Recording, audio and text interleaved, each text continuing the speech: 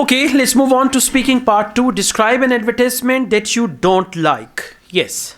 I watched so many advertisements on TV and social media. Recently, I saw an advertisement which are not related to our culture, ethics, and religious. It's an cricket advertisement. They start their advertisement with dancing and songs culture that is against to our Islam. If we talk about others Islamic country, they should follow. They always followed the rules and regulations, and they always limited to our religious and cultures. And when I and my friends talk about this advertisement, we felt uncomfortable and thought that our society is going to such type of evils which are destroying our culture. And if we talk about this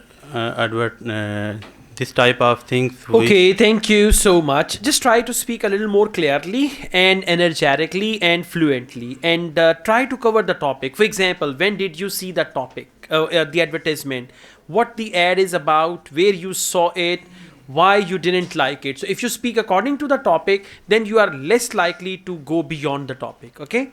Now let's move on to speaking part 3. Are there many ads on TV?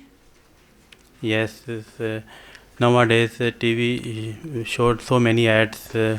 Some we like and some we don't like, because everybody has its own thought, and they have different views according to the ads. Okay. Why do they use music in advertisement?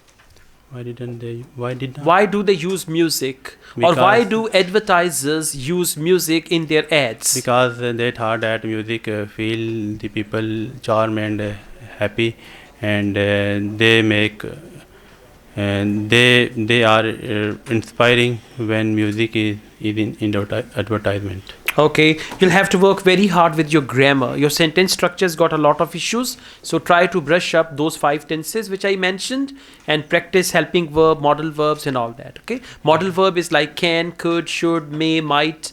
So you can find a short video on YouTube and you can practice from there. Thank you.